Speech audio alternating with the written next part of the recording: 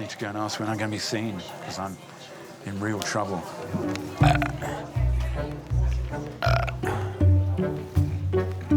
I'm sorry to bother you. When am I going to be seen? I'm in terrible trouble. Still 5 patients ahead of you. Oh, my if God. If you're feeling unwell, I suggest you speak to one of our nurses again. Okay. Charge nurse, okay? We had driven up to London because I wanted to let Honyang see London. She'd never seen London before.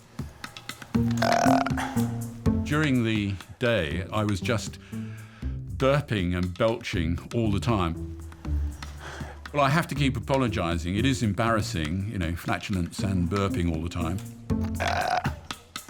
I had an interesting encounter where I was in a shop and I just had to belch.